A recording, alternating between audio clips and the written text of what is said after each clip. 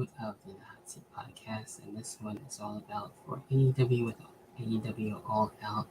And also, I got one news topic to get through, and that is with CM Punk and Jack Perry dealing with their fair share of problems. So I'll get right into that.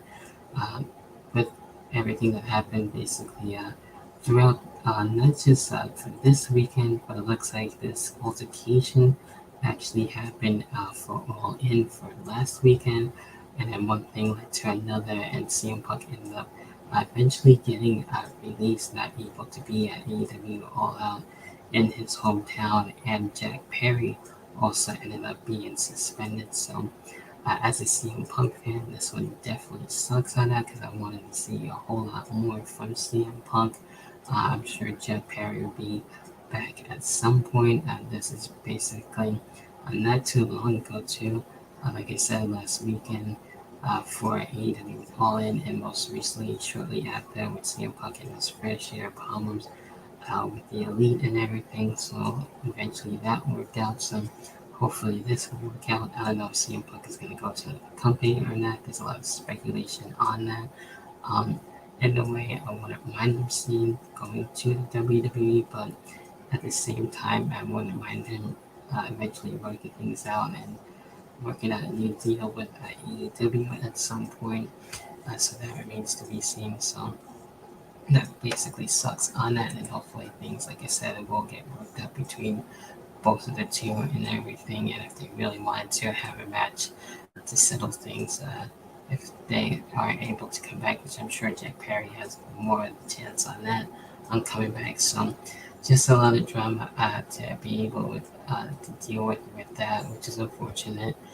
But we get right into with AEW with All Out. A lot happened, especially dealing with the buy-in on this one, 0 hour, if you want to put it this way. We had the 20 man over the budget, basically 20 man over budget charity, Battle Royal, and the winner will get to donate $50,000 to a charity of their choosing. And in this one, we saw the participants of Brian Cage, Leona, I believe, Kyle Fletcher, Action Dre, returning Scorpio Sky, which is dope. Daniel Garcia, Mark Davis, Jake Hager, Matt Menard, Bishop, Cohn, and this one, Chuck Taylor, Darius Martin, Dolty Castle, Angelo Parker, Commander Sean Spears, Pentacle, and Tony Nese, all in this one. And the winner of this one ended up being Hangman Adam Page with the charity of his choosing.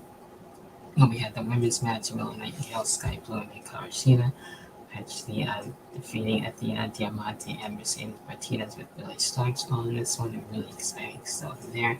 Wish that was on the main card, but that's unfortunate that it was on the actual 0 hour. We had the Acclaim and as well Billy Gunn dealing with the trios tag team titles, with Jeff Jarrett, Jay Lethal, and Saddam Singh on this one, and the Acclaim keeping their, of course, tag team titles. Then we get to the main card where we had the RH tag team titles, where we had MJF and Adam Cole dealing the Dark Order, trying to get used to us being heels, and MJF was taken out at one point, leaving Adam Cole to really be on his own for a bit, and MJF went back and actually finishing the match, and they keep the tag team titles for ROH with MJF and Adam Cole. We had the TV title on the line, Samoa Joe and St. Taylor, and a really awesome hard-hitting back and forth match between the two. Samoa Joe getting his win and keeping the title and wanting to face MJF, which should be very interesting, most likely, probably for the world title, and definitely maybe possibly a champion versus champion title match, possibly for both titles. I don't know. That remains to be seen. Looking forward to that. Luchasaurus and Taylor Darby Allin for the TNT title. Darby Allin ended up being busted open. We had Nick Wayne there. Luchasaurus had Carson Cage there, so all that was dealt with. Darby Allin at 100%, and Luchasaurus able to capitalize and keep the TNT title. As a result, we had Miro dealing with Powerhouse Hobbs in a very interesting back and forth match. Miro getting his win, and we had the debut of CJ Perry, which is definitely roused and dope as hell to see her, aka Lana. So I was wondering when she was finally going to show up in AEW. She finally did, and it looks like Miro wasn't too happy because I guess CJ didn't really tell him that he was gonna be able to see her, so uh, he was definitely surprised at seeing her, as it was everybody else. We had the TBS title on the line for Statlander and Ruby Soho, Soraya supporting Ruby Soho. Eventually, we saw Tony Storm actually come out, not exactly helping out the Outcasts in the way that it ended up.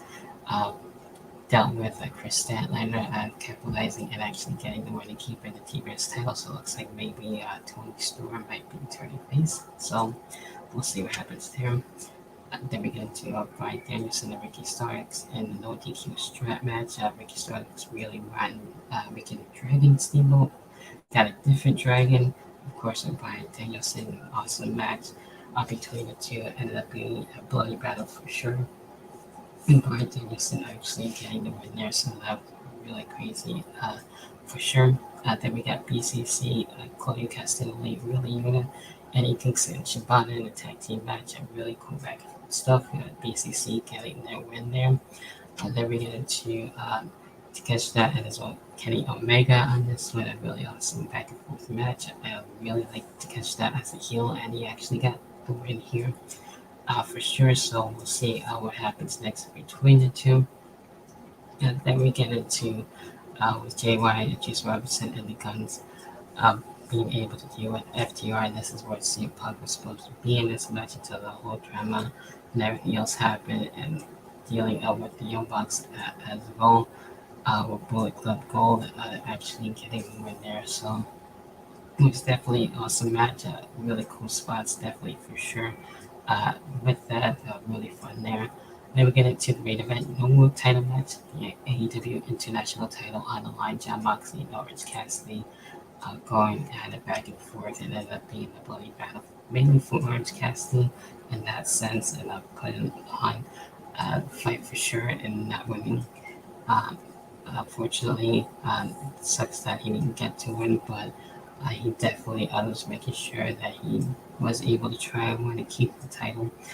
That wasn't the case with John Moxley getting the win there, and Pops Orange Cassidy actually dealing with that whole fight and everything, and showing his toughness and everything else, and that he can handle things all on his own. So never underestimate Orange Cassidy.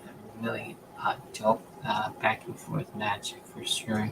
So John Moxley is the new AEW International Champion. So that's everything that happened for AEW with All Out.